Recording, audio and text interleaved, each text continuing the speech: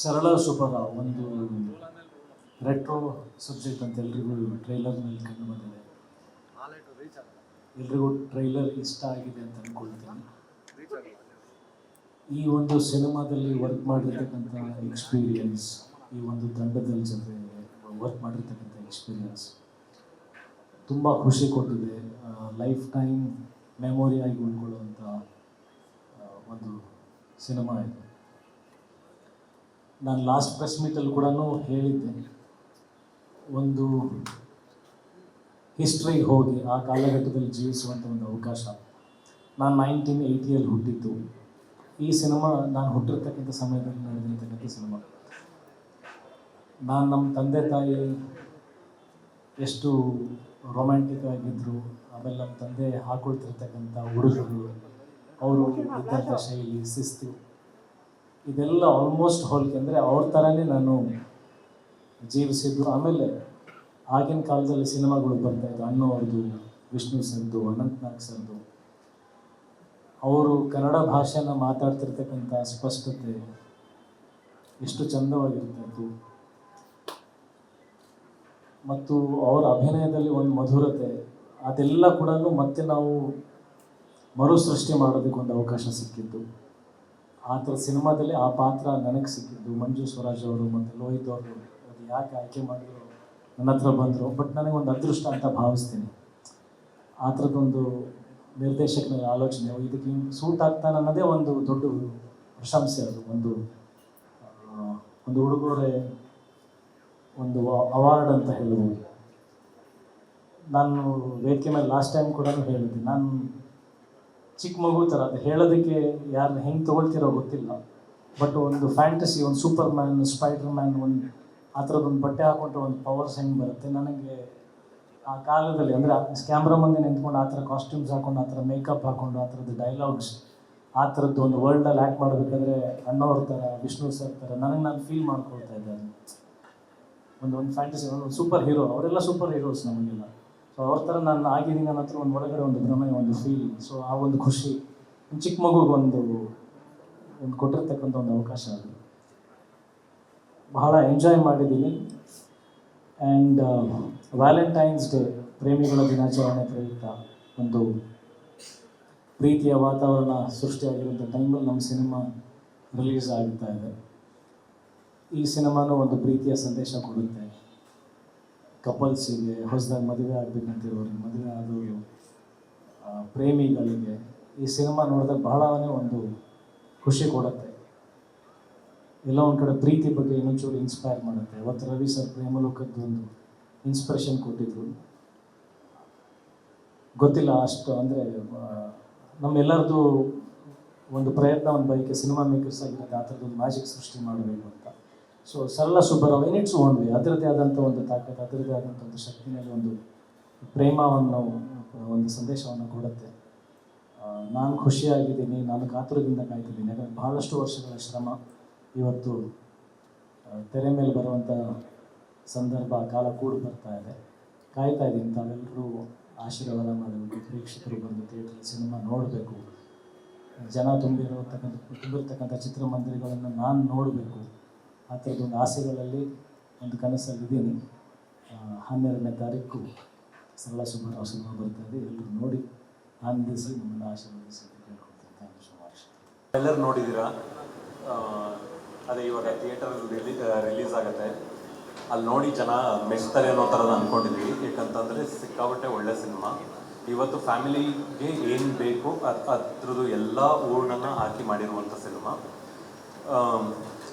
ಇದರಿಂದ ಆ್ಯಕ್ಚುಲಿ ಅದು ನೋಡಿದ್ರೆ ಪ್ರೊಡ್ಯೂಸರ್ದು ಸಿಕ್ಕಾಬಟ್ಟೆ ಶ್ರಮ ಇದೆ. ಈ ಸಿನಿಮಾ ಒಂದು ನನ್ನ ಕೆರಿಯರ್ನಲ್ಲಿ ಫಸ್ಟ್ ಟೈಮ್ ಒಂದು ಕಾದಂಬರಿನ ಆಧರಿಸ್ಕೊಂಡು ಮಾಡಿರುವಂಥ ಸಿನಿಮಾ ಇದೆ ಆ್ಯಕ್ಚುಲಿ. ಸೊ ಇಲ್ಲಿವರೆಗೆ ಹೇಳಿರಲಿಲ್ಲ ನಾವು. ಇದು ತ್ರಿವೇಣಿ ಅವ್ರದ್ದು ಒಂದು ಕಾದಂಬರಿ ಆಧಾರಿತ. ಸೊ ನಾವು ಫಸ್ಟು ಈ ಥರದೊಂದು ಸ್ಕ್ರಿಪ್ಟ್ ಮಾಡ್ಕೊಂಡ್ವಿ. ಮಾಡ್ಕೊಂಡು ಆದಮೇಲೆ ತ್ರಿವೇಣಿ ಅವ್ರದ್ದು ಕಾದಂಬರಿನ ಅಡಾಪ್ಟ್ ಮಾಡಿಕೊಂಡು ಮಾಡಿದ್ದೀವಿ. ಆಮೇಲೆ ಎಲ್ಲರಿಗೂ ಗೊತ್ತಿರತ್ತೆ, ತ್ರಿವೇಣಿ ಅವ್ರದ್ದು ಕಾದಂಬರಿಗಳು ಇವತ್ತುವರೆಗೆ ಯಾವ್ಯಾವ ಸಿನಿಮಾ ಆಗಿದೆಯೋ ಕನ್ನಡದಲ್ಲಿ ಅದೆಲ್ಲ ತುಂಬ ಒಳ್ಳೆ ಸಕ್ಸಸ್ ಆಗಿರುವಂಥ ಸಿನಿಮಾ. ಪುಟ್ಟಣ್ಣ ಕಣ್ಗಾಲ್ ಅವರು 2 ಸಿನಿಮಾ ಮಾಡಿದರು ಅವ್ರದ್ದು, ಬೆಳ್ಳಿ ಮೋಡ ಮತ್ತು ಶರಪಂಜರ. ಸೊ ಅದಾದಮೇಲೆ ರಾಜೇಂದ್ರ ಸಿಂಗ್ ಬಾಬು ಅವರು ಹೂವನ್ನು ಸೊ ಮತ್ತೆ ಈ ಥರ ತ್ರಿವೇಣಿ ಅವ್ರದ್ದು ಎರಾಗ್ ಹೋಗಿ ಮಾಡ್ತಿರೋ ಸಿನಿಮಾ ಚೆನ್ನಾಗಿ ಬಂದಿದೆ. ಇಡೀ ಫ್ಯಾಮಿಲಿಯವರು ಕುತ್ಕೊಂಡು ನೋಡುವಂಥದ್ದು. ಆಮೇಲೆ ಇವತ್ತಿನ ದಿನಕ್ಕೆ ಏನು ಹೇಳ್ತಿದಾರಲ್ಲ, ಫ್ಯಾಮಿಲಿಗೆ ಸಿನಿಮಾ ಬೇಕು ಅಂತ ಖಂಡಿತವಾಗ್ಲೂ ಕಂಪ್ಲೀಟಾಗಿ ಫ್ಯಾಮಿಲಿ ಬಂದು ನೋಡಿ ಎಂಜಾಯ್ ಮಾಡೋದ್ರ ಜೊತೆಗೆ ಅವತ್ತೊಂದು 1970s ಹೇಗಿತ್ತು ಅನ್ನೋದನ್ನ ಒಂದ್ಸಲ ಕೆಲವರು ರೀಕಾಲ್ ಮಾಡ್ಕೋತಾರೆ. ಕೆಲವರು ಈಗಿಂತ ನಮ್ಮ ತಂದೆಯವ್ರ ಕಾಲ ಅಥವಾ ನಮ್ಮ ತಾತ ಅವ್ರ ಕಾಲ ಅಂತ ಅಂದ್ಕೊಂಡು, ಅದೇ ಅಜಯ್ ಸರ್ ಹೇಳಿದ್ರು, ಆ್ಯಕ್ಚುಲಿ 1970s ನಾವು ಹುಟ್ಟೂ ಇರಲಿಲ್ಲ, ಬಟ್ ಅದನ್ನ ಸೋರ್ಸ್ ಮಾಡೋಕ್ಕೆ ಸಿಕ್ಕಾಪಟ್ಟೆ ಶ್ರಮ ಹಾಕಿದ್ವಿ. So thank you. ಎಲ್ಲರೂ ತುಂಬ ಚೆನ್ನಾಗಿ ಆ್ಯಕ್ಟ್ ಮಾಡಿದ್ದಾರೆ. ಅಜಯ್ ಸರು, ಮಿಶಾ ಅವರು. ನಾವೇನು ಅಂದ್ಕೊಂಡ್ವಿ ಸ್ಕ್ರಿಪ್ಟ್ ಬರೀಬೇಕಾದ್ರೆ ಅಷ್ಟನ್ನು ಸ್ಕ್ರೀನಲ್ಲಿ ಬಂದಿದೆ. ಇವಾಗ ನೋಡಿದಿರ ಟ್ರೈಲರು. ಈ ಜಸ್ಟ್ ಜಲಕ್ಕಷ್ಟೇ, ಸಿನಿಮಾ ಇನ್ನೂ ಚೆನ್ನಾಗಿರುತ್ತೆ. ಆಮೇಲೆ ಪ್ರೊಡ್ಯೂಸರ್ಗೆ ಆ್ಯಕ್ಚುಲಿ ಇದು ಹೇಳಬೇಕು, ಯಾಕಂತಂದರೆ ಇದ್ರದ್ದು ಕನಸು ಕಟ್ಟುವಾಗಿಂದ ಜೊತೆಲಿದ್ದು ಇದಕ್ಕೆ ಕಂಪ್ಲೀಟ್ ಎಗ್ಲು ಕೊಟ್ಟು ಎತ್ಕೊಂಡು ಹೋಗಿದ್ದು ಪ್ರೊಡ್ಯೂಸರ್ಸರು. ಸೊ ಇಡೀ ಟೀಮ್ಗೆ ಥ್ಯಾಂಕ್ ಯು, ನನಗೆ ಸಪೋರ್ಟ್ ಆಗಿ ಇಟ್ಕೊಂಡು ಈ ಥರದೊಂದು ಸಿನಿಮಾ ರೀಕ್ರಿಯೇಟ್ ಮಾಡಿದ್ರೆ, ಲೈಕ್ 1970s ರೀಕ್ರಿಯೇಟ್ ಮಾಡೋದಿದೆಯಲ್ಲ, ಅಷ್ಟು ಸುಲಭ ಅಲ್ಲ. ಆಮೇಲೆ ನನಗೆ ತೋಚಿರೋ ಪ್ರಕಾರ ಇಲ್ಲಿವರೆಗೆ ರೆಟ್ರೋ ಸಬ್ಜೆಕ್ಟ್ಸ್ ಅಂದಾಗ ನಾವು ಮ್ಯಾಕ್ಸಿಮಮ್ ಆ್ಯಕ್ಷನ್ ಬೇಸ್ ಹೋಗ್ತಾ ಇದ್ವಿ. ಆ್ಯಕ್ಚುಲಿ ಫಸ್ಟ್ ಟೈಮ್ ಒಂದು ಲವ್ನ ರೀಕ್ರಿಯೇಟ್ ಮಾಡೋದಿದೆಯಲ್ಲ, ಆ್ಯಕ್ಷನ್ ಕ್ರಿಯೇಟ್ ಮಾಡೋದು 100% ಕಷ್ಟ, ಬಟ್ ಲವ್ ಕ್ರಿಯೇಟ್ ಮಾಡೋದು ಅದಕ್ಕಿಂತ ಸಿಕ್ಕಾಪಟ್ಟೆ ಕಷ್ಟ ಆ್ಯಕ್ಚುಲಿ. ಸೊ ಚೆನ್ನಾಗಿ ಬಂದಿದೆ.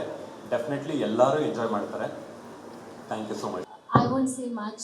I would just say this movie is all about love that was pure and divine, and that is what is missing in today's era.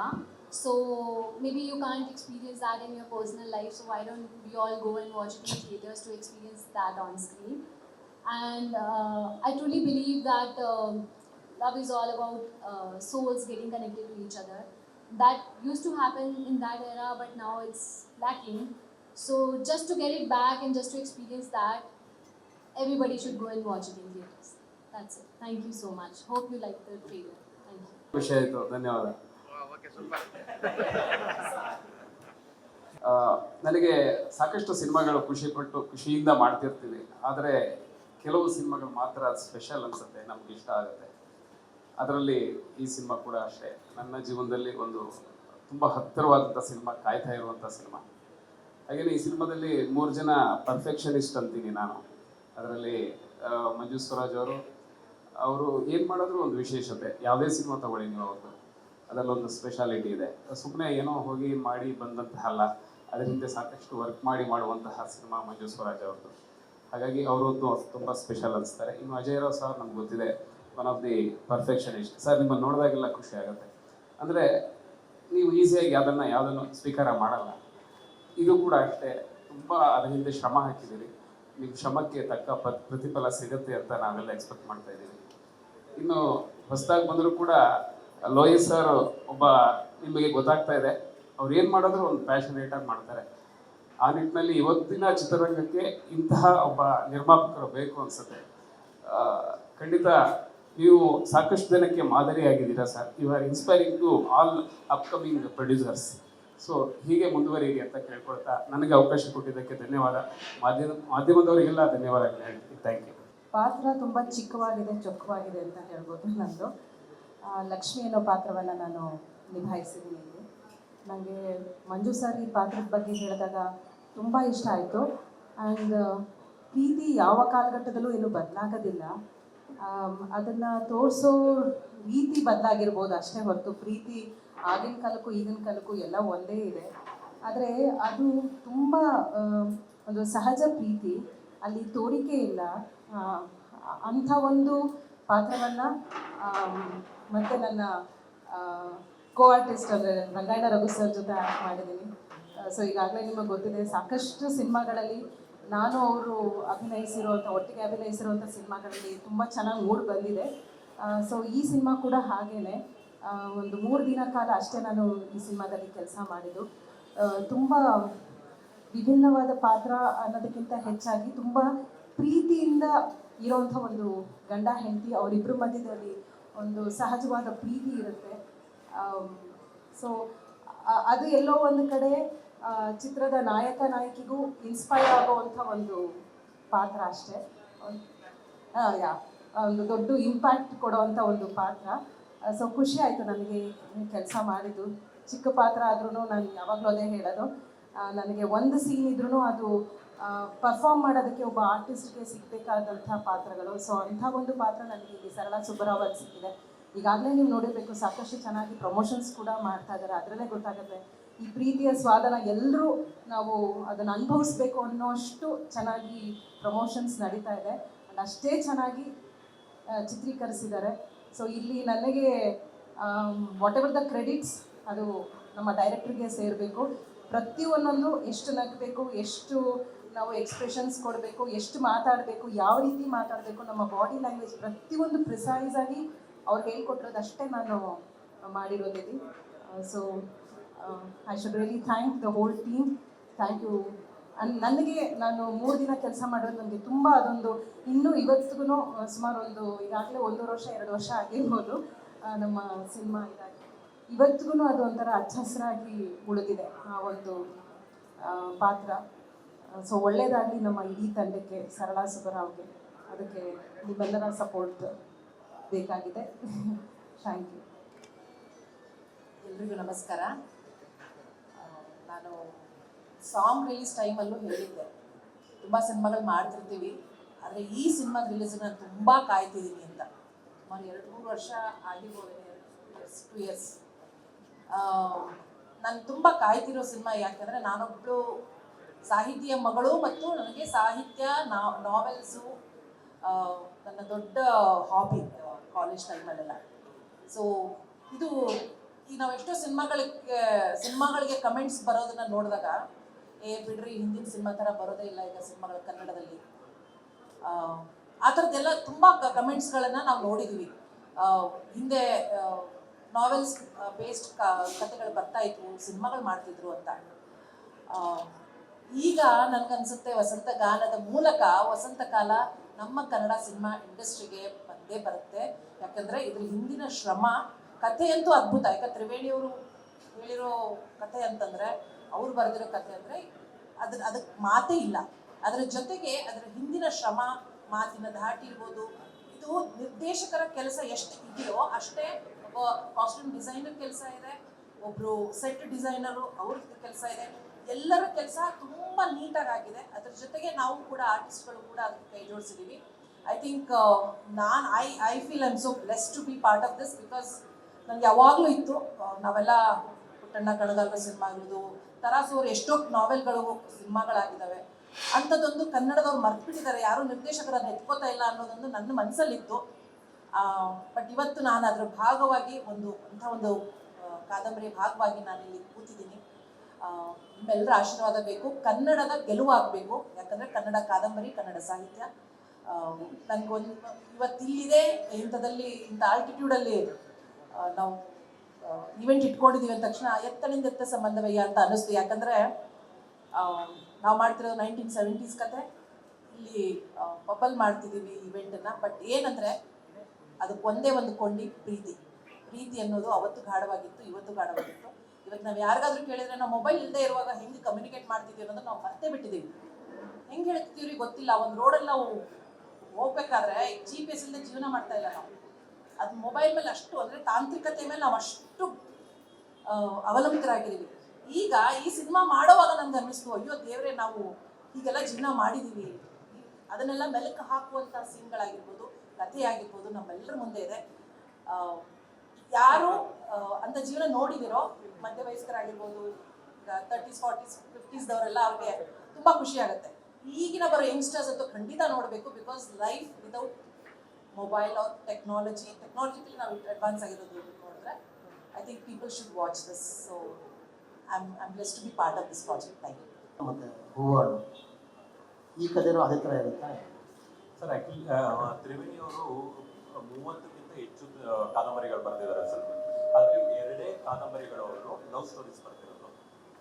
ಎಲ್ಲರೂ ಅನ್ಕೋತಾರೆ ಅವ್ರದ್ದು ಸೈಕಾಲಜಿಕಲ್ ಥ್ರಿಲ್ಲರ್ಸ್ ಜಾಸ್ತಿ ಅನ್ನೋ ಕಾರಣಕ್ಕೆ ತ್ರಿವೇಣಿಯವರು ಬರ್ದಿರೋದೆಲ್ಲ ಅದೇ ಅನ್ನೋ ಥರ ಅಂದ್ಕೊಂಡಿದ್ದಾರೆ.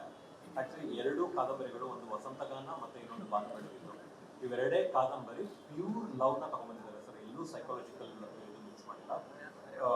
ಸೊ ಆ ನಿಟ್ಟಿನಲ್ಲಿ ಒಂದು ಲವ್ ಸ್ಟೋರಿ ಹುಡುಕ್ತಾ ಇದ್ದೀವಿ. ಆವಾಗ ನಮಗೆ ಕಣ್ಣು ತೆಗೆದಿತ್ತು. ಸೊ ನೀವು ಬೆಳ್ಳಿ ಮೋಡ ಅಥವಾ ಹೂವನ್ನು ಆ ಥರದ್ದು ಏನಿರುತ್ತೆ ಆ ಥರದ್ದು ಯೋಚನೆ ಮಾಡಿದ್ರೆ pure form of love. Triveni ಅವ್ರ ಕಾದಂಬರಿಗಳನ್ನೇ ಸರ್ವಶ್ರೇಷ್ಠ ಕಾದಂಬರಿಗಳಲ್ಲಿ ಆಕ್ಚುಲಿ ಎರಡು ಕೂಡ ವಸಂತಗಾನ ಮತ್ತೆ ಬಾನು ಬೆಳಗಿತ್ತು. ಸೊ ಗೊತ್ತಿಲ್ಲ ಯಾಕೆ ಈ ಕಾದಂಬರಿ ಯಾರ ಕಣ್ಗೂ ಬಿದ್ದಿರ್ಲಿಲ್ಲ ಅಂತ. ನಾನು ಕೇಳ್ಪಟ್ಟಂಗೆ ವಸಂತಗಾನ ಹಿಂದೆ ರಾಜ್ಕುಮಾರ್ ಅವರು ಟ್ರೈ ಮಾಡಕ್ಕೆ ಅಂತ ಹೊರಟಿದ್ರು ಅನ್ನೋದು ಒಂದು ಕೇಳ್ಪಟ್ಟಿದ್ದೀನಿ. ಎಷ್ಟು ನಿಜ ಅಂತ ನಮ್ಗೆ ಗೊತ್ತಿಲ್ಲ, ಕೇಳ್ಪಟ್ಟಿರೋದಷ್ಟೇ. ಬಟ್ ಆವಾಗ ಇದು ಹೊಸ ಬೆಳಕು ಯಾವುದೋ ಒಂದು ಸಿನಿಮಾ ಬಂತು ಅನ್ನೋ ಕಾರಣಕ್ಕೆ ಇದನ್ನ ಬಿಟ್ರು ಅನ್ನೋ ಥರದ್ದು.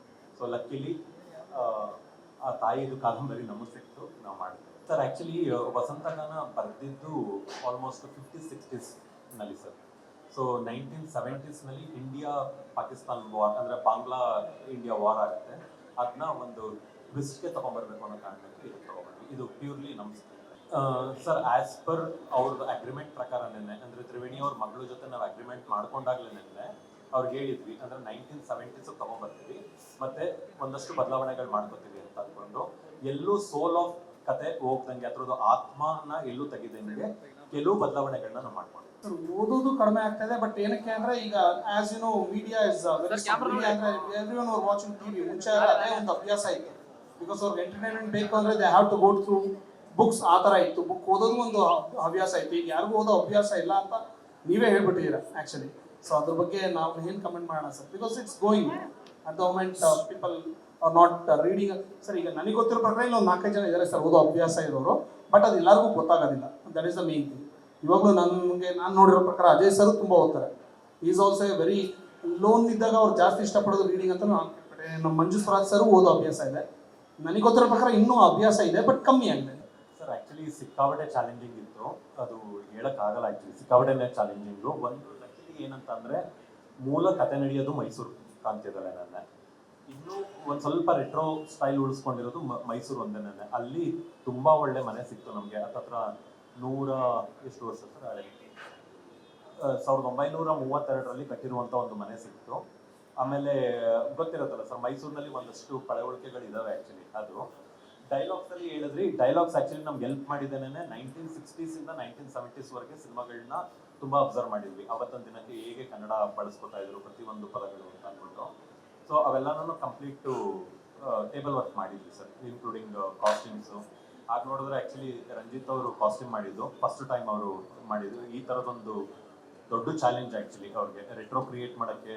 ಆಮೇಲೆ ನಾವು ಯಾವಾಗ ಇದನ್ನ ತಗೊಂಡ್ವಿ, ಪ್ರತಿಯೊಂದು ಲೈಕ್ ಇನ್ಕ್ಲೂಡಿಂಗ್ ಕಾಲುಂಗ್ರದಿಂದ ಹಿಡಿದು, ತಾಲಿಯಿಂದ ಹಿಡಿದು, ಇವ್ರು ಹಾಕೋ ಹೀರೋ ಸರ್ ಹಾಕೋ ಬಟ್ಟೆಗಳಿಂದ ಹಿಡಿದು, ಕಾಲರಿಂದ ಹಿಡಿದು. ಆಮೇಲೆ ತುಂಬ ಜನ ನಾವು ಅನ್ಕೋತೀವಿ ಆ್ಯಕ್ಚುಲಿ ರೆಟ್ರೋ ಅಂದ ತಕ್ಷಣ ದೊಡ್ಡ ಕಾಲರ್ ಅಂತ ಅಂದ್ಬಿಟ್ಟು. ಆ್ಯಕ್ಚುಲಿ 1970s ಇರಲಿಲ್ಲ ಸರ್. ಆ್ಯಕ್ಚುಲಿ ಅವೆಲ್ಲನೂ ತುಂಬ ಸೂಕ್ಷ್ಮವಾಗಿ ಗಮನಿಸಿದ್ವಿ ನಾವು ಆ್ಯಕ್ಚುಲಿ. ಆಮೇಲೆ ಅವರು ಇಂಗ್ಲೀಷ್ ಪ್ರೊಫೆಸರ್ ಆಗಿ ಕೆಲಸ ಮಾಡ್ತಾರೆ ಈ ಸಿನಿಮಾದಲ್ಲಿ. ಅಲ್ಲಿ ಅವ್ರು ಯೂಸ್ ಮಾಡೋ ಸೂಟು, ಅದಕ್ಕೆ ಎಷ್ಟು ಬಟನ್ಸ್ ಇತ್ತು ಅಂತ ಕೂಡ ಸ್ಟಡಿ ಮಾಡಿದ್ವಿ ಆ್ಯಕ್ಚುಲಿ. ಯಾಕಂದರೆ ಇವಾಗ 2 ಬಟನ್ ಇದೆ, ಆವಾಗ ಬೇರೆ ಥರ ಇತ್ತು. ಆ ಥರದ್ದೆಲ್ಲನೂ ಪ್ರಿಪ್ರೇಷನ್ಸ್ ಆಗಿತ್ತು. ಮೋರ್ ಓವರ್ ಇದಕ್ಕೆ ನಿಜವಾಗ್ಲೂ ಬೆಂಬಲವಾಗಿ ನಿಂತ್ಕೊಂಡಿದ್ದು ಪ್ರೊಡ್ಯೂಸರ್. ಯಾಕಂತಂದರೆ ಒಂದು ರೆಟ್ರೋ ಕ್ರಿಯೇಟ್ ಮಾಡ್ತೀವಿ ಅಂತ ಅಂದಾಗ ಆಬ್ವಿಯಸ್ಲಿ ದುಡ್ಡು ಸಿಕ್ಕಾಪಟ್ಟೆ ಖರ್ಚಾಗತ್ತೆ. ಯಾಕಂತಂದರೆ ನಿಮಗೆ ರೆಟ್ರೋ ಕ್ರಿಯೇಟ್ ಮಾಡ್ತಿದ್ವಿ ಅಂದ ತಕ್ಷಣ ಬರೀ ಲೊಕ್ಯಾಲಿಟಿ ಮಾತ್ರ ಆಗಲ್ಲ. ಇವತ್ತೊಂದು ಜನಗಳನ್ನ ಅವಾಯ್ಡ್ ಮಾಡಬೇಕಾಗುತ್ತೆ ರೋಡ್ಸಲ್ಲಿ. ಈ ಥರದ್ದೆಲ್ಲ ಇರುತ್ತೆ. ಆ ಥರ ಚಾಲೆಂಜ್. ಎಲೆಕ್ಟ್ರಿಕ್ ಕೇಬಲ್ಸು, ಆಮೇಲೆ ಸ್ಕ್ಯಾನರ್ಸ್ಗಳು, ಆಮೇಲೆ ನಿಮಗೆ ಗೋಡೆ ಮೇಲಿರೋ ಭಿತ್ತಿ ಚಿತ್ರಗಳು, ಇವೆಲ್ಲ ಇರುತ್ತೆ. ಆಮೇಲೆ ನಾವಲ್ಲಿ ಮಹಾರಾಜ ಕಾಲೇಜು, ಆಮೇಲೆ ಹಾಸ್ಪಿಟಲ್ಸ್, ಈ ಥರದ್ದೆಲ್ಲನೂ ಚೂಸ್ ಮಾಡಿದ್ವಿ ಆ್ಯಕ್ಚುಲಿ ಅಲ್ಲಿ. ಈಗ ನೀವೇನು ಹಾಸ್ಪಿಟಲ್ ನೋಡಿದ್ರೋ ಅದು ಕಂಪ್ಲೀಟ್ ಸೆಟ್ ಸರ್ ಇದೆ ಆ್ಯಕ್ಚುಲಿ. ಸೊ ಆ ಥರದೊಂದು ಸೆಟ್ನ ಕ್ರಿಯೇಟ್ ಮಾಡೋದಿದೆಯಲ್ಲ, ಅದು that definitely goes to producer. ಯಾಕಂದರೆ ಆ ಕ್ರೆಡಿಟ್ ಕಂಪ್ಲೀಟ್ ಅವ್ರಿಗೆ ಹೋಗ್ಬೇಕು. ಯಾಕಂದರೆ ನಾವು ಅದೊಂದು ಪಾಳು ಬಿದ್ದಿದ್ದು ಒಂದು ಬಂಗ್ಲೆ, ಅದು ಆ ಬಂಗ್ಲೆನ ನಾವು ತಗೊಂಡು ಕಂಪ್ಲೀಟ್ ಹಾಸ್ಪಿಟಲ್ ಮಾಡಿದ್ವಿ ನಾವು ಆ್ಯಕ್ಚುಲಿ ಅದನ್ನ ತಗೊಂಡು. ಆಮೇಲೆ ಆರ್ಟ್ ಡೈರೆಕ್ಟರ್ಗೆ ಆ ವಿಷಯಕ್ಕೆ ನಾನು ಥ್ಯಾಂಕ್ಸ್ ಹೇಳಬೇಕು. ಯಾಕಂತಂದರೆ ಅವತ್ತೊಂದು ದಿನಕ್ಕೆ ಸ್ಟ್ರೆಚಸ್ಸಿಂದ ಹಿಡಿದು ಪ್ರತಿಯೊಂದು ಬೇರೆ ಥರ ಇತ್ತು. ಅದನ್ನೆಲ್ಲ ಸೋರ್ಸ್ ಮಾಡಿ ಅವರು ತೊಗೊಂಬಂದರು ಇದೆಲ್ಲನೂ. ಆಮೇಲೆ ಭಾಷೆ ಮೇಲೆ ಆಬ್ವಿಯಸ್ಲಿ ಅಜಯ್ ಸರ್ಗೆ ಅದೊಂದು ಹಿಡಿತಾ ಇತ್ತು ಆ್ಯಕ್ಚುಲಿ ಕನ್ನಡದ್ದು. ಇವ್ರಿಗೆ ಪರಿ ಅಂತ ಒಂದು ಹುಡುಗಿ ಇದ್ದಾರೆ. ಅವರು ಕಂಪ್ಲೀಟ್ ಒಂದೊಂದು ಪದಗಳನ್ನು ಎಲ್ಲೂ ಮಿಸ್ ಆಗಬಾರ್ದು. ಯಾಕಂದರೆ ನಮ್ಗೆ ಕಂಡು ಕಾಣದೇ ಇರೋ ಥರ ಇಂಗ್ಲೀಷ್ ಇನ್ಕೋದಾಗಲಿ ಬೇರೆ ಥರ ಇನ್ಕೋದಾಗಲಿ ಆಗಿರುತ್ತೆ ಆ್ಯಕ್ಚುಲಿ. ಅದೆಲ್ಲ ಇದು ಮಾಡಿದ್ವಿ. ಸೊ ಓವರ್ ಆಲ್ ಟೀಮ್ ಕೆಲಸ ಸರ್ ಇದು ಆ್ಯಕ್ಚುಲಿ. ನಮ್ಮೊಂದಲ್ಲ, ಓವರ್ ಆಲ್ ಟೀಮ್ ಕೆಲಸ. ಆ್ಯಕ್ಚುಲಿ ಹೀರೋ ಸೆಲೆಕ್ಟ್ ಆಗಿಬಿಟ್ರು ಸರ್. ನಾವು ಫಸ್ಟ್ ಅಂದ್ಕೊಂಡ ತಕ್ಷಣ ಅಜಯ್ ಸರ್ ಅಂದ್ಕೊಂಡ್ವಿ. ಅಜಯ್ ಸರ್ ಬಂದರು ಆ್ಯಕ್ಚುಲಿ. ಬಟ್ ಹೀರೋಯಿನ್ಗೆ ಆ್ಯಕ್ಚುಲಿ ಸಿಕ್ಕಾಪಟ್ಟೆ ಕಷ್ಟಪಟ್ಟಿದ್ವಿ ಸರ್. ಅಂದರೆ ನಾವು ಫಸ್ಟು ಕನ್ನಡದಲ್ಲೇನೆ ತುಂಬ ಜನನ ನೋಡಿದ್ದು. ಸೊ ನೀವು ನಂಬ್ತಿರೋ ಬಿಡ್ತಿರೋ ಹತ್ತತ್ರ 40-45 ಜನ ಹೀರೋಯಿನ್ನ ಸೋರ್ಸ್ ಮಾಡಿರೋದು ಸರ್ ಆ್ಯಕ್ಚುಲಿ. ನಮಗೆ ಒಂದು ಯಾವುದೋ ಒಂದು ರೀಲ್ನಲ್ಲಿ ಇವ್ರು ನೋಡಿದ್ವಿ ನಾವು ಆ್ಯಕ್ಚುಲಿ. ನಮಗೆ ಒಂದು ಬೇಕಾಗಿದ್ದು ಏನಂದರೆ ಆ ಹೀರೋಯಿನ್ ಸಿಕ್ಕಾಪಟ್ಟೆ ಮುದ್ದಾಗಿರಬೇಕು.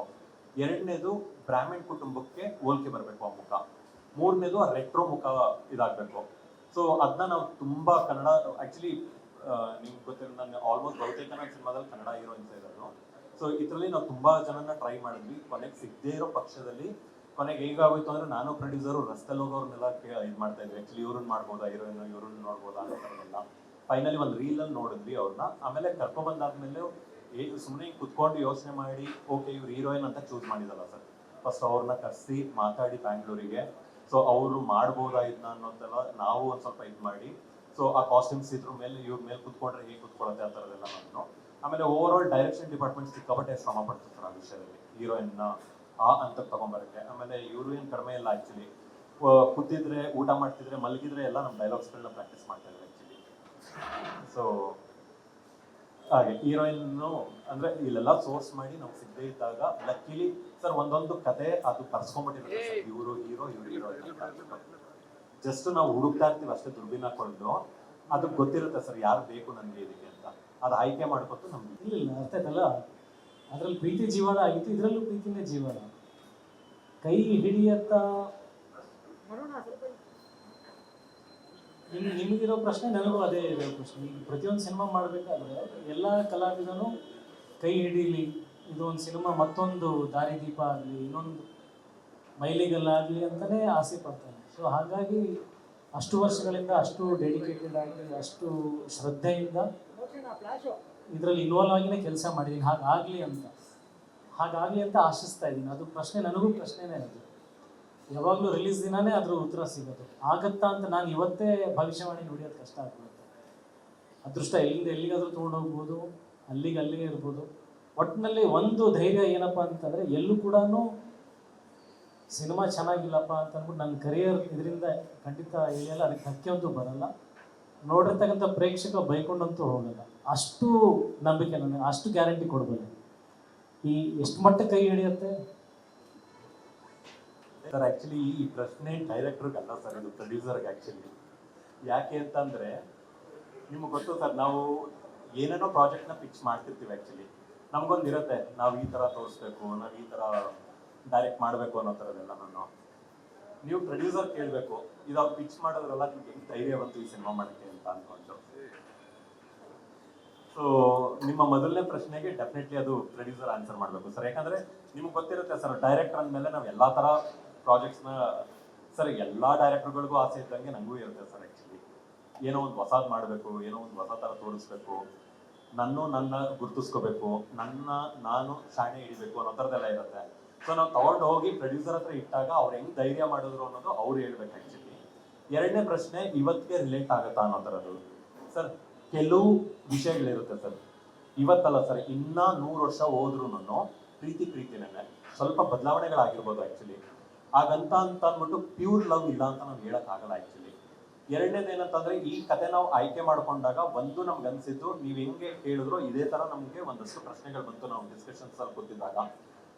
ಗುರು ಹಿಂಗಿತ್ತು ಪ್ರೀತಿ ಅವಾಗ, ನಾವು ಯಾಕೆ ಹಿಂಗೆ ಬದುಕ್ತಾ ಇಲ್ಲ ಅಂತ ತೋರ್ಸೋಣ ಅನ್ನೋದು ಒಂದು ಬಂತು.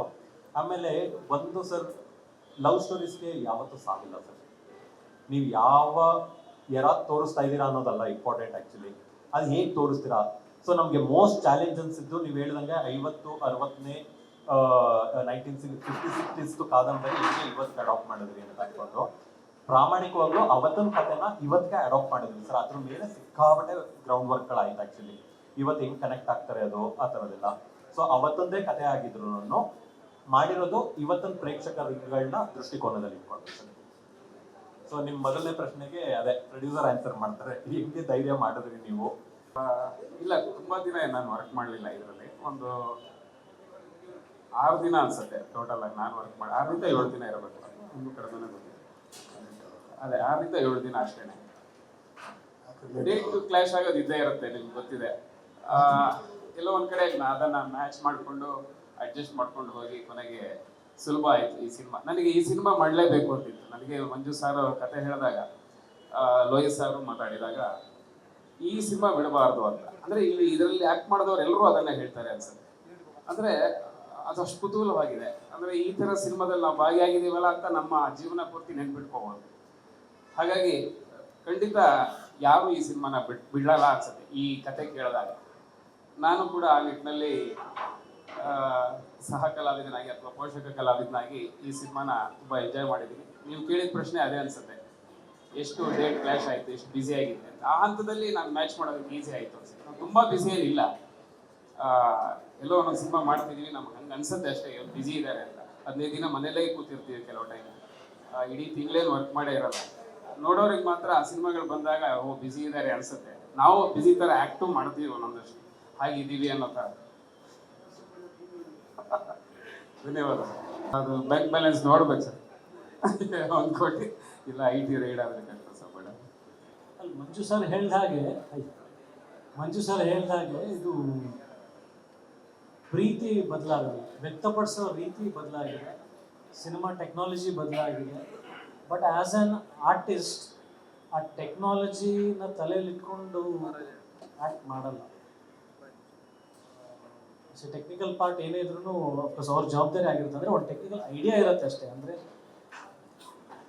ಎಷ್ಟು ಕ್ರಿಸ್ಪಾಗಿ ವಿಚಾರನ ಹೇಳ್ತಾ ಇದ್ದಾರೆ, ಅಥವಾ ಲೈಟಿಂಗ್ ಪ್ಯಾಟರ್ನ್ಸ್ ಹೇಗಿದೆ, ಕೆಲವೊಂದು ಮೈನ್ಯೂಟ್ ಟೆಕ್ನಾಲಜಿ ಬೇಸಿಕ್ ಥಿಂಗ್ಸ್ನ ನಾವು ತಲೆಯಲ್ಲಿ ಇಟ್ಕೊಂಡಿರ್ತೀವಿ ಹೊರತು ಒಬ್ಬ ಕಲಾವಿದನಾಗಿ ಅದು ಯಾವುದೇ ಕಾಲಘಟ್ಟ ಆಗಿರಲಿ ಆ ಪಾತ್ರ ನಾನು ಪ್ರಿಪೇರ್ ಆಗೋ ರೀತಿ ಯಾವಾಗಲೂ ಅದು ಸೇಮ್ ಆಗಿರುತ್ತೆ. ಅಂದರೆ ಅವತ್ತಿನ ಕಾಲದಲ್ಲೂ ಹಾಗೆ ಇತ್ತು, ಇವತ್ತಿನ ಕಾಲದಲ್ಲಿ ಅಫ್ಕೋರ್ಸ್ ರೀಲ್ನಲ್ಲಿ ನಾವು ಬಂದಿತ್ತು. ಅಂದರೆ ರೀಲ್ ಎರಾನಲ್ಲಿ ಹೆಂಗಿರ್ತೈತೆ ಅಂದರೆ ನಮ್ಮ ಪ್ರಿಪ್ರೇಷನ್ ಕ್ಯಾಮ್ರಾ ಮುಂದೆ ಬಂದು ನಿಲ್ತಾ ಇದೀವಿ ಅಂದರೆ 1 more ಟೇಕ್ ಹೋಗ್ಬಾರ್ದು, ಅದು ಆ ಶಿಸ್ತು ಹಂಗೆ ಬಂದ್ಬಿಟ್ಟಿದೆ. ಇವತ್ತಿನ ಅಫ್ಕೋರ್ಸ್ ನೀವು ಹೇಳ್ದಂಗೆ ಅದು ಒಂಚೂರು ಚೇಂಜಸ್ ನೋಡ್ತೀನಿ ನಾನು ಈಗಿನ ಕಲಾವಿದರಲ್ಲಿ. ಪ್ರಿಪ್ರೇಷನ್ ಮತ್ತು ಫಿಯರ್, ಭಯ ಅನ್ನೋದಿರುತ್ತಲ್ಲ. ಒಬ್ಬ ಡೈರೆಕ್ಟರ್ ಬೈದ್ಬಿಡ್ತಾನೆ ಅಥವಾ ಒಬ್ಬ ಪ್ರೊಡ್ಯೂಸರ್ ಅನ್ಕೊಂಡ್ಬಿಡ್ತಾರೆ, ನಾಳೆ ದಿನ ನಾನು ಜಾಸ್ತಿ ಟೇಕ್ಸ್ ತೊಗೊಂಡ್ಬಿಟ್ರೆ ಕೆಲಸ ಸಿಗುತ್ತೋ ಇಲ್ವಾ, ಹೌದು ರೀಲ್ ತಿಂತ ಗುರು ತಗರಾಗಿ ಅಂತ ಇದ್ದೆ. ಸೊ ನಮಗೆ ಆ ಫಿಯರ್ ಅದು ಹಂಗೆ ಬಂದ್ಬಿಟ್ಟಿದೆ. ಆ ಪ್ರಿಪ್ರೇಷನ್ ಅದು ಅಳವಡಿಸ್ಕೊಂಡ್ಬಿಟ್ಟಿದೆ, ಬೈ ನೇಚರ್ ಆಗ್ಬಿಟ್ಟಿದೆ. ಶಿಸ್ತುಬದ್ಧವಾಗಿ ಪ್ರಿಪೇರ್ ಆಗಿ ಆ ಡೈಲಾಗ್ಸ್ ಕರೆಕ್ಟಾಗಿ ತಿಳ್ಕೊಂಡು ಆ ಟೋನ್ ಆಫ್ ಡೈಲಾಗ್ಸ್ ಒಂದೊಂದು ವರ್ಡ್ ಮೇಲೆ ಎಷ್ಟು ಪ್ರೆಷರ್ ಹಾಕ್ತಾ ಇದೀವಿ ಅದನ್ನು ನಾವು ತಿಳ್ಕೊಳ್ದೆ ಪ್ರಾಕ್ಟೀಸ್ ಮಾಡಿದ್ರೆ ಕ್ಯಾಮ್ರಾ ಮುಂದೆ ಬರೋಲ್ಲ. ಸೊ ಪ್ರಿಪರೇಷನ್ ವೈಸ್ ಹೋದರೆ ಅಫ್ಕೋರ್ಸ್ ನಾನು ಎಲ್ಲ ಸಿನಿಮಾಗಳು, ಅಣ್ಣವ್ರದ್ದು ಎರಡು ಕನಸು, ವಿಷ್ಣು ಸರ್ದು ಕೆಲವೊಂದು ಸಿನಿಮಾ, ಅನಂತನಾಗ್ ಸರ್ದು ಕೆಲವೊಂದು ಸಿನಿಮಾಗಳು, ಆಮೇಲೆ ನಮ್ಮ ತಂದೆಯದು ಹಳೆಯ ಆಲ್ಬಮ್ಗಳು, ಫೋಟೋಸ್ಗಳು, ಅದಕ್ಕೆ ನಾನು ಕಾಸ್ಟ್ಯೂಮ್ಸ್ ಹೋಲಿಕೆ ಆಗ್ತಾಯಿದೆ. ಈ ಥರದ್ದೆಲ್ಲ ಚಿಕ್ಕ ಪ್ರಿಪ್ರೇಷನ್ಸ್. ಅಂದರೆ ಒಂದಿನಕ್ಕೆ ಮುಗಿದಿಲ್ಲ ಅದು. ಯಾವತ್ತೋ ಒಂದಿನ ನಾಳೆ ಏನು ಸೀನ್ ಮಾಡ್ತಾಯಿದ್ದೀವಿ ಅಥವಾ ಇವತ್ತು ಏನು ಮಾಡಿ ಹೋಗಿದ್ವಿ, ಕೆಲವೊಂದು ಸಲ ಅದು ಕಾಡ್ತಾ ಇರುತ್ತಲ್ಲ, ಅದು ಮತ್ತೊಂದು ಸಲ ಮೆಲುಕು ಹಾಕೋದು. ಅದು ಥ್ರೂ ಔಟ್ ಇಲ್ಲಿ ಲಾಸ್ಟ್ ಡೇ ವರೆಗೂ ಅದು ನಡೀತಾನೆ ಇತ್ತು, ಅದು ಪ್ರಾಸೆಸ್ ಮುಗಿದಿಲ್ಲ. ಬಟ್ ಅರ್ಧ ಕೆಲಸ ಇವ್ರ ಕಡೆಯಿಂದ ಆಗೋಗಿರುತ್ತೆ ಪ್ರಿಪ್ರೇಷನ್. ನಾವು ಜಸ್ಟ್ ಕಲಾವಿದಕ್ಕೆ ಒಂದು ಚೂರು ಫ್ಲೇವರ್ ಆ್ಯಡ್ ಮಾಡಿರ್ತೀವಿ ಕೆಲವೊಂದು ಸಲ. ಸೊ ಟೆಕ್ನಿಷಿಯನ್ಸ್, ಕಾಸ್ಟ್ಯೂಮ್ ಡಿಸೈನರ್, ಅರ್ಧ ಆ ಕಾಸ್ಟ್ಯೂಮ್ ಹಾಕೊಂಡು ಕೂಡಲೇ ಗೊತ್ತಿಲ್ಲದೇನೆ ಶುಭರಾವ್ ಅಂದರೆ ನಾನು ಇಷ್ಟು ಪ್ರಿಪೇರ್ ಆಗಿದ್ದರೆ ಆ ಬಟ್ಟೆ ಆ ಪರ್ಫೆಕ್ಷನ್ ಹಾಕೊಂಡ್ಮೇಲೆ ಇವ್ರು ಹೆಂಗೆ ಬರ್ತಾ ಇದ್ರು ಅಂದರೆ ನಮ್ಮ ರಂಜಿತ್ ಅವರು ವಾಚ್ ಈ ಕಡೆ ಡೈಲ್ ನೋಡೋದಿಲ್ಲ, ಈ ಕಡೆ ಅಲ್ಲ, ಮಾತಾಡ್ತಾ ಹಿಂಗೆ ತಿರುಗಿಸ್ಬಿಟ್ರೆ ಹಿಂದೆ ಇವರು ಬಾಡಿ ಗಾರ್ಡ್ ಥರ ನಿಂತಿರುತ್ತೆ. Ajay sir turn your watch, ಯಾವುದನ್ನ ಒಂದು ಬಟನ್ ಬಿಚ್ಬಿಟ್ಟು ಅದನ್ನ ಒಳಗಡೆ ಒಂದು ಗೋಲ್ಡ್ ಚೈನ್ ಹಾಕ್ಬಿಟ್ರೆ ಸರ್ ತೆಗೆದುಬಿಡಿ ಅದನ್ನ ಅಂತ ಆ ಥರ. ಸೊ ಅರ್ಧಕ್ಕರ್ಧ ಆ ಕಾಸ್ಟ್ಯೂಮ್ಸು, ಮೇಕಪ್ಪು, ಸೆಟ್ ವರ್ಕ್, ಆ ವಾತಾವರಣ ನಾವು ಬೆಳಿಗ್ಗೆ ರೆಡಿಯಾಗಿ ಮೇಕಪ್ ಹಾಕೊಂಡು ಬರ್ತಿದ್ದಂಗೆ ಗೊತ್ತಿಲ್ಲದೇ ನಮಗೆ ಪ್ರಿಪ್ರೇಷನ್ ಕೊಟ್ಬಿಡೋದು. ಸೊ ಎಲ್ಲ ಆಯಾಮದಿಂದ ಅಂದರೆ ನಮ್ಮ preparation plus atmosphere preparations help me and both ಎಲ್ರಿಗೂ ಆ ಥರದ್ದು ಒಂದು ಸಹಕಾರ ಬಂದಿದೆ. ಆ ಪಾತ್ರದ ಬಾಡಿ ಲ್ಯಾಂಗ್ವೇಜು ಅಥವಾ ಮ್ಯಾನರಿಸಮ್ ಆ ಒಂದು ಕಾಲಘಟ್ಟನೇ ರೆಪ್ರೆಸೆಂಟೇಟಿವ್ ಮಾಡ್ತದ ಅಂತ. ಹೌದು, ಖಂಡಿತ. ಮಾತಾಡೋ ಶೈಲಿ ಕೂಡ ಸ್ಪಷ್ಟತೆ, ಎಷ್ಟು ಪಾಸ್ ಕೊಡ್ತಾ ಇದ್ರು ಮಾತಿಗೆ, ಅದೆಲ್ಲ ಕೂಡ ತುಂಬ ಡಿಟೇಲಿಂಗ್ ಆಗಿ ಮಾಡಿದ್ದಾರೆ. ಅಷ್ಟು ದೊಡ್ಡ ಲೇಖಕಿಯರ ಒಂದು ಕಾದಂಬರಿ ತಗೊಂಡ್ರಲ್ಲ, ನಿಮ್ಗೆ ಎಷ್ಟು ಖುಷಿ ಕೊಡ್ತಾ ಇದೆ? ತುಂಬ ಖುಷಿ ಆಯಿತು. ಇವರು ಕಾದಂಬರಿ ಕೊಟ್ಟರು ಫಸ್ಟ್ ನನಗೆ, ಇದು ವಸಂತಗಾನ ಒಂದು ಪ್ರಿಂಟ್ ತಂದು ಕೊಟ್ಟರು. ನಾನು ಅದರ ಆಫೀಸಿಂದ ಮನೆ ತುಂಬ ಹತ್ತಿರ ಆಯಿತು. ಹೋಗಷ್ಟರಲ್ಲಿ ಒಂದು 2 ಪೇಜ್ ಓದಿದೆ ನಾನು ಕಾರಲ್ಲಿ ಕೂತ್ಕೊಂಡು. ವಿಷಯ ಇಂಟ್ರೆಸ್ಟ್ ಅಂದರೆ ಪಾತ್ರ ಇಮಿಡಿಯೇಟ್ಲಿ ಇಂಟ್ರೆಸ್ಟಿಂಗ್ ಅನ್ಸಕ್ಕೆ ಸ್ಟಾರ್ಟ್ ಆಯಿತು. ಎಷ್ಟು ಸ್ವೀಟ್ ಆಗಿದೆ ನಾನು ಬಟ್ ನಾನು ಓದಿ ಡಿಸೈಡ್ ಮಾಡೋದಕ್ಕಿಂತ ನಮ್ಮ ತಾಯಿ ಕೊಟ್ಟೆ, ಅಮ್ಮ ಇದು ಓದು ಅಂತ. ಯಾಕೆ ಏನಂತ ಕೇಳಿದ್ರೆ ಓದ್ಬಿಟ್ಟು ಹೇಳು ಅಂತ. ಅವ್ರು ರಾತ್ರಿ ಎಲ್ಲ ಕುತ್ಕೊಂಡು ಪಾಪ ಓದ್ಬಿಟ್ಟು ಬೆಳಿಗ್ಗೆ ಹೇಳಿದ್ರು, ಯಾಕೆ ಏನು ಹೇಳಿದ್ರು, ಇಲ್ಲ ಇದು ಸಿನಿಮಾ ಮಾಡ್ಬೇಕಂತಿದ್ದಾರೆ ಯಾರೋ ಒಬ್ಬರು ಅಂತ. ಕಥೆ ಚೆನ್ನಾಗಿದೆ, ಪಾತ್ರ ಚೆನ್ನಾಗಿದೆ, ಸಿನಿಮಾ ಹೆಂಗಾಗುತ್ತೆ ಅಂತ ಇದು ಕಾದು ನೋಡು ಅಂದ್ಬಿಟ್ಟು ನಾನು ಮತ್ತೆ ಅದನ್ನ ಓದಿದೆ. ನನಗೂ ಇಷ್ಟ ಆಗುತ್ತೆ. ಆಮೇಲೆ ಮಂಜು ಸರಿಗೆ ಮತ್ತು ಲಲಿತ್ ಸರ್ ಭಾಳ ಅನಿಸುತ್ತೆ. ಆ್ಯಕ್ಚುಲಿ ನಿಜವಾಗಿ ಹೇಳ್ಬೇಕಂದ್ರೆ ಆ ಡೈರೆಕ್ಟರ್ಸ್ನೆಲ್ಲ ನಾವು ಹತ್ರಕ್ಕೂ ನಾವು ಟಚ್ ಮಾಡೋಕ್ಕಾಗಲ್ಲ ಸರ್. ಆ್ಯಕ್ಚುಲಿ ಅವರು ಕೊಟ್ಟಿದ್ದೆಲ್ಲ ಸತ್ಯವಾಗಿ ಹೇಳ್ಬೇಕಂತಂದರೆ ಇನ್ನು ಆರ್ಟಿಸ್ಟ್ಗಳನ್ನ ಇವ್ರನ್ನ ನೋಡಿ ಈ ಥರದ್ದು ಮಾಡ್ಬೋದು ಅನ್ನೋ ಥರದ್ದು ಏನೋ ಒಂದು ಯೋಚನೆ ಮಾಡಿದ್ವಿ ಆ್ಯಕ್ಚುಲಿ. ಸರ್ ಅವತ್ತೇನು ಡೈರೆಕ್ಟರ್ಸ್ ಬಗ್ಗೆ ಅಥವಾ ಅವ್ರನ್ನ ಕಂಪೇರ್ ಮಾಡ್ಕೋತೀನಿ ಅಥವಾ ಅವ್ರನ್ನ ಇನ್ಸ್ಪೈರ್ ಮಾಡ್ಕೊಂಡು ಮಾಡ್ತೀನಿ ಅಂತ ಹೇಳ್ಕೊಳಕ್ಕೆ ನಂಗೆ ಸಿಕ್ಕಾಪಟ್ಟೆ ಭಯ ಇದೆ ಸರ್. ಯಾಕಂದರೆ ನಾನು ಯಾರ್ದೋ ಒಂದು ಹೆಸರು ತಗೊಂಡೆ ಅಂತ ಅಂದರೆ ನಾನು ಅಟ್ಲೀಸ್ಟ್ ಒಂದು ಸಾಧಿಸ್ಬೇಕಾದಾದ್ರೂ ಅವ್ರ ಹತ್ರಕ್ಕೆ ರೀಚ್ ಆಗಿರ್ಬೇಕು. ಆ್ಯಕ್ಚುಲಿ ಅಷ್ಟು ಯೋಗ್ಯತೆ ನಮ್ಗಿಲ್ಲ ಸರ್. ಆ್ಯಕ್ಚುಲಿ ಒಂದು ನಾವು ಆರ್ಟಿಸ್ಟ್ಗಳನ್ನ ಅಬ್ಸರ್ವ್ ಮಾಡಿದ್ವಿ, ಅದನ್ನ ಅಜಯ್ ಸರ್ ಮತ್ತು ಮಿಶಾ ಅವರು ಮತ್ತು ಎಲ್ಲ ಯಾರ್ಯಾರು ಇದ್ದಾರೆ ಎಲ್ಲರಿಗೂ ಒಂದಷ್ಟು ಪ್ರಿಪ್ರೇಷನ್ಸ್ ಕೊಟ್ವಿ. ಅದ್ರ ಮೇಲೆ ಆ ಬೇಸ್ ಮೇಲೆ ಅದೇ ಹೇಳ್ದಂಗೆ ಸರ್, ಇವತ್ತೊಂದು ಟೆಕ್ನಾಲಜಿಗೆ ತರಬೇಕಿತ್ತು ಆ್ಯಕ್ಚುಲಿ ಸಿನಿಮಾನ, ಇವತ್ತೊಂದು ಪ್ರೇಕ್ಷಕರಿಗೆ ಮುಟ್ಟಿಸ್ಬೇಕಿತ್ತು ಈ ಸಿನಿಮಾನ, ಜೊತೆಗೆ ಅವತ್ತೊಂದು ಎಸೆನ್ಸ್ ಇರಬೇಕಿತ್ತು. ಸೊ ಇದು ಹೆಂಗೆ ಅಂದರೆ ದೇಹ ಇವತ್ತೊಂದು, ಹೃದಯ ಅವತ್ತೊಂದು. ಸೊ 100% ಇಂಥ ನಿರ್ದೇಶಕನ ಮೈಂಡಲ್ಲಿ ಇಟ್ಕೊಂಡು ಕೆಲಸ ಮಾಡಿದೆ ಅಂತ ಹೇಳ್ಕೊಡುವಷ್ಟು ಯೋಗ್ಯತೆಯೂ ಇಲ್ಲ, ಅಷ್ಟು ಧೈರ್ಯನೂ ಇಲ್ಲ. ಸರ್ ನೀವೇ ಫಸ್ಟೇ ಕ್ವಶನಲ್ಲಿ ಆನ್ಸರ್ ಕೇಳ್ಬಿಟ್ಟಿದ್ದೀರಾ. ಹಿಟ್ ಆದಮೇಲೆ ಅಂತ ಹೇಳ್ತಾರೆ, ಹಿಟ್ ಆದಮೇಲೆ ಯೋಚನೆ ಮಾಡೋಣ ಸರ್. ನನಗೂ ಏನಾಗುತ್ತೆ ಅಂತ ಗೊತ್ತಿಲ್ಲ. ನಿಮ್ಮ ಆನ್ಸರ್, ಕ್ವಶನ್ ಆ್ಯಂಡ್ ಆನ್ಸರ್ ಎರಡು ನಿಮ್ಮ ಕಡೆಯಿಂದನೂ ಬಂತು. ಹಿಟ್ ಆದಮೇಲೆ ನೋಡೋಣ ಸರ್, ಇನ್ನೂ ಗೊತ್ತಿಲ್ಲ, ಆದರೂ ನೋಡೋಣ ಸರ್. ನೀವೆಲ್ಲ ಸಹಕರಿಸಿದ್ರೆ we will definitely try.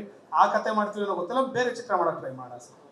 And one more thing, ಅವಾಗಲೇ ಆ್ಯಕ್ಚುಲಿ ಬಂದಿಲ್ಲ, ನೀವೇ ಎಲ್ಲರೂ ವೆಲ್ಕಮ್ ಮಾಡ್ಕೊಂಡಿರಾ. ನಮ್ಮ ಮ್ಯೂಸಿಕ್ ಪಾರ್ಟ್ನರ್ ಸರಿಗಮದ ಕಡೆಯಿಂದ ಮಿಸ್ಟರ್ ಗುಣ ಅವರು ಬಂದಿದ್ದಾರೆ. So I am just welcoming him. ಮತ್ತು ನಮ್ಮ ಮೇಕಪ್ ಚೀಫ್ ಬಾಬನ್ ಅವರು ನಮ್ಮ ಸಿನಿಮಾದಲ್ಲಿ ಅದ್ಭುತವಾಗಿ ಈವನ್ ಎನಿವೇರ್ ನೀವು ಒಂದು ಫ್ಲಾಸ್ ಇಲ್ದಲೇ ಬಂದಿರೋ ನಮ್ಮ ಮೇಕಪ್ ಬಾಬನ್ ಅವ್ರಿಗೂ ನಾವು we just wanted to welcome. And then ನಮ್ಮ ಸಿನಿಮಾದ ಪೋಸ್ಟರ್ಗಳನ್ನ ಡಿಸೈನ್ ಮಾಡಿರುವಂಥ ನಮ್ಮ ಮಣಿಯವರು ಕೂಡ ಇಲ್ಲಿದ್ದಾರೆ, ಅವ್ರನ್ನೂ ವೆಲ್ಕಮ್ ಮಾಡ್ತೀವಿ. ಆ್ಯಂಡ್ ದೆನ್ ತುಂಬ ಜನ ಸ್ನೇಹಿತರಿದ್ದಾರೆ, ಒಂದು ಕಡೆಯಿಂದ ನೇಮ್ಗಳು ತೊಗೊಳಕ್ಕಾಗೋದಿಲ್ಲ. So very few like mister ನಮ್ಮ ದೇವನಹಳ್ಳಿಯಿಂದ ಪುನೀತ್ ಬಂದಿದ್ದಾರೆ, ಮತ್ತು ನಮ್ಮ ಸಿನಿಮಾ ಪ್ರೊಡ್ಯೂಸರ್ ಅವರು ಕೂಡ ಒಂದು ಸಿನಿಮಾ ಮಾಡಿರೋಂಥ ಪ್ರೊಡ್ಯೂಸರ್, ಈ ಮುಂದೆ ಮಾಡ್ತಾ ಇರೋಂಥವ್ರು ಜಯರಾಮ್ ದೇವಸಮುದ್ರ ಅವರು ಬಂದಿದ್ದಾರೆ. ಮತ್ತು ಎಲ್ಲ ಸ್ನೇಹಿತರುಗಳಿಗೂ ವೆಲ್ಕಮ್ ಮಾಡ್ತಾ ಇದ್ವಿ. Welcome and almost very closing. ಹೌದು, ಮಾಡಿದ್ದೆ ಅಂದರೆ ಅಷ್ಟು ಎಕ್ಸ್ಪೀರಿಯನ್ಸ್ಗಳನ್ನ ಹೇಳಿದ್ರು, ಖುಷಿ ಪಟ್ಟಿದ್ದಾರೆ. ಅವ್ರಿಗೆ ಯಾವಾಗಲೂ ಕೇಳ್ತಾ ಇರ್ತಾರೆ, ಯಾವಾಗ ಬರ್ತಾರೆ ಸಣ್ಣ ಸುಮಾರು, ಯಾವಾಗ ಬರ್ತಾರೆ ಅಂತ. ಈಗ ಟ್ರೈಲರ್ ನೋಡಿರ್ತಾರೆ ಇಷ್ಟೊತ್ತಿಗೆ, ಪ್ರೆಸ್ ಮೀಟ್ ಆದಮೇಲೆ ಕೇಳಬೇಕು ಅವರ ಅಭಿಪ್ರಾಯ ಏನಿದೆ ಅಂತ. ನಾನು ಕುತೂಹಲ ಹಾಗೆ ಹೇಳ್ತೀನಿ ಎಲ್ಲನೂ, ಅಂದರೆ ಅಪ್ಡೇಟ್ಸ್ಗಳು ಕೊಡ್ತೀನಿ, ಬಟ್ ಭಾಳ ಜಾಣತನದಿಂದ ಕುತೂಹಲಗಳನ್ನ ಯಾವತ್ತೂ ನಾನು ಬಿಟ್ಕೊಡಲ್ಲ. ಯಾಕಂದರೆ ಅವರೊಂದು ಪ್ರಶ್ನೆ ಹಾಕಿದ್ರು, ಇದರಿಂದ ಸಿನಿಮಾ ಹೇಗೆ ಮಾಡ್ತೀರಾ ಅಂತ. ಸೊ ಅದೊಂದು ಕುತೂಹಲ ಇದೆಯಲ್ಲ, ಅದನ್ನು ನಾನು ಇನ್ನೂ ಬಿಚ್ಚಿಟ್ಟಿಲ್ಲ. ಸರಿ, ಸಿನಿಮಾ ನೋಡಿದ್ಮೇಲೆ ಡೆಫಿನೆಟ್ಲಿ ಹೆಮ್ಮೆ ಪಡ್ತಾರೆ. ಸರ್ ಆ್ಯಕ್ಚುಲಿ ಇಬ್ಬರದೇ ಹೆಸರಿದೆಯಲ್ಲ ಸರ್, ಸರಳ ಮತ್ತು ಸುಬ್ಬರಾವ್, ಹೀರೋ ಹೀರೋಯಿನ್ ಇಬ್ಬರದ್ದು ಇದೆ. ಒಂದು ಕಡೆ ಸೆಂಟ್ರಿಕ್ ಮಾಡಿಲ್ಲ ನಾನು ಆ್ಯಕ್ಚುಲಿ ಕಥೆನೇ ಸೆಂಟ್ರಿಕ್. ಸೊ ಲೈಕ್ ವಸಂತಗಾನ ಏನಕ್ಕೆ ಇಡಲಿಲ್ಲ ಅಂತಂದರೆ, ಮುಂಚೆ ಸರ್ ಒಂದು ಕೆಲವು ಕುತೂಹಲಗಳು ಇರಲೇಬೇಕು ಸರ್ ಸಿನಿಮಾ ರಿಲೀಸ್ವರೆಗೆ. ವಸಂತಗಾನ ಅಂತ ನಾವು ಇಟ್ಟಿದ್ರೆ ಮುಂಚೆ ತುಂಬ ಜನ ಹುಡ್ಕಕ್ಕೆ ಶುರು ಮಾಡೋರು, ಇದು ಯಾವುದೋ ಕಾದಂಬರಿ ಇರ್ಬೋದು ಏನೋ ಅನ್ನೋ ಥರದ್ದು. ಎರಡನೇದು ನಾನು ಹೇಳಿದ್ನಲ್ವ ಸರ್, ಅವತ್ತೊಂದೇ ಸಿನಿಮಾ, ಬಟ್ ಇವತ್ತೊಂದು ಪ್ರೇಕ್ಷಕರಿಗೆ ಮಾಡಿರೋದು. ಸೊ ವಸಂತಗಾನ ಜೊತೆಗೆ ಸರಳ ಸುಬ್ಬರಾವ್ ಚೆನ್ನಾಗೇನೋ ಹೊಂದಿಕೆ ಆಗತ್ತೇನೋ ಅಂತ. ಆಮೇಲೆ ಟೈಟಲ್ ಸುಮ್ಮನೆ ಹಿಂಗೇನೋ ಪಿಕ್ ಮಾಡಿ ಹಾಕಿದ್ದಲ್ಲ ಸರ್, ಇದಕ್ಕೆ ಸಿಕ್ಕಾಪಟ್ಟೆ ಟೈಟಲ್ಗಳನ್ನ ಶಾರ್ಟ್ ಲಿಸ್ಟ್ ಮಾಡಿ ನಾವುಗಳು ಕುತ್ಕೊಂಡು ಚರ್ಚೆ ಮಾಡಿ ತುಂಬ ಜನಕ್ಕೆ. ಆಮೇಲೆ ಫೈನಲಿ ಅದನ್ನ ಲೈಕ್ ಒಂದು 15-20 ಟೈಟಲ್ಗಳು, ಅದು ಶಾರ್ಟ್ ಲಿಸ್ಟ್ ಒಂದು 10ಕ್ಕೆ, 10ರಿಂದ 5ಕ್ಕೆ, 5ರಿಂದ 3ಕ್ಕೆ ಹಂಗಾಗಿ ತುಂಬ ಜನ ವೋಟಿಂಗ್ ಅಂತ ಕೊಟ್ಟ ಮೇಲೆ ನಮಗೆ ಸರಳ ಸುಬ್ಬರಾವ್ ಅಂತ ಇಟ್ಟಿದೆ ಆ್ಯಕ್ಚುಲಿ. ಆಮೇಲೆ ಎರಡನೇದು ಏನಂದರೆ ಸಿನಿಮಾ ತುಂಬ ಸರಳವಾಗಿದೆ, ಸುಂದರವಾಗಿದೆ ಅನ್ನೋದು ಹೇಳ್ಬೇಕಿತ್ತು ನಾವು ಆ್ಯಕ್ಚುಲಿ. ಬಿಕಾಸ್ ಅವತ್ತಿನ ಯಾವ ಸಿನಿಮಾ, ಈ ಮಂತಲ್ಲಿ ತುಂಬ ಸಿನಿಮಾಗಳು ರಿಲೀಸ್ ಆಗ್ತಾ ಇರೋದ್ರಿಂದ, so approximately including multiplex around 100 to 150 ಅಂತ ಪ್ಲಾನ್ ಇದೆ sir at the moment. So it might change depending on the circumstances. ಒಂದು ಹೊಸತನ, ಮೊದಲನೇದು ದ ಮೇನ್ ಇಂಟೆನ್ಷನ್ ಇಸ್ ಹೊಸತನ. ನಾನು ಹೇಳಿಲ್ವ ಸರ್, ಪ್ರತಿ ಟೈಮ್ ನಾನು I think from last 1 year ಒಂದು 10 ಪ್ರೆಸ್ ಮೀಟ್ ಅಟೆಂಡ್ ಮಾಡಿರ್ತೀನಿ. ಅಂದರೆ ಆ ಜಾಗದಲ್ಲಿ ಕೂತ್ಕೊಂಡು ಒಂದು 100 ಪ್ರೆಸ್ ಮೀಟ್ ನೋಡಿರ್ತೀನಿ. ಸೊ ಪ್ರತಿ ಸರಿನೂ ಇದು ಹೆಂಗೆ ಅಂದರೆ ನಾನೇ ಇಮ್ಯಾಜಿನ್ ಮಾಡ್ಕೋತಾ ಇದ್ದೆ, ಕ್ವಶನ್ ಏನು ಅಂತ. ಆ ಒಂದು ಕಾರಣ ಕೂಡ ಇರ್ಬೋದು. ಬಟ್ ಇನ್ನೊಂದು ಏನಂದರೆ ಸರ್, ವೆರಿ ಕಂಪ್ಲೀಟ್ಲಿ ಡಿಫ್ರೆಂಟ್. ಹೆಂಗೆ ಅಂದರೆ ನಮ್ಮ ಸಿನಿಮಾದಲ್ಲಿ ಸರ್ ಯಾವ್ಯಾವ ಸಿನಿಮಾಲಿ ಇದೆಯೋ ಗೊತ್ತಿಲ್ಲ. ನಮ್ಮ ಸರಳ ಸಭಾ ಸಿನಿಮಾದಲ್ಲಿ ಎಲ್ಲೂ ಕೂಡ ಸ್ಮೋಕಿಂಗ್ ಕಾರ್ಡ್ ಕೂಡ ಕೊಟ್ಟಿಲ್ಲ ಸೆನ್ಸರ್ ಅವರು. ನಮ್ಮ ಸಿನಿಮಾದಲ್ಲಿ ನೋ ಸ್ಮೋಕಿಂಗ್ ನೋ ಆಲ್ಕೋಹಾಲ್ ಕೂಡ ಬೋರ್ಡ್ ಇಲ್ಲದೆ ಇರೋವಂಥ ಸಿನಿಮಾ. ಆ ಬೋರ್ಡ್ ಕೂಡ ಅದರಲ್ಲಿ ಸ್ಟಾರ್ಟಿಂಗ್ 1 ಮಿನಿಟ್ ಬರುತ್ತಲ್ಲ, ಆ ಇದು ಕೂಡ ಇಲ್ಲ, ಕಾರ್ಡ್ ಕೂಡ ಇಶ್ಯೂ ಮಾಡಿಲ್ಲ ನಮ್ಮ ಸಿನಿಮಾಗೆ.